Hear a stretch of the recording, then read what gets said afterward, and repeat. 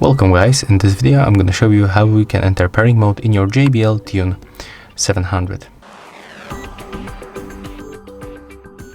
So first of all, you have to be sure that your device is turned off. You can take a look on this indicator. When it's blinking, it means that they are turned on. So we have to turn them off with this power button. Click and hold it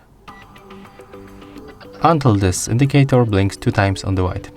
Next, click and hold this power button one more time until the blue button starts blinking quickly on the blue. Let's make it right now. Keep holding.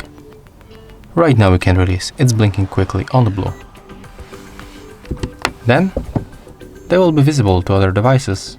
As you can see when you go for our Android phone, for example, here they are. And yeah, that's all for this video. If you find it helpful, just remember to leave a like, comment and subscribe.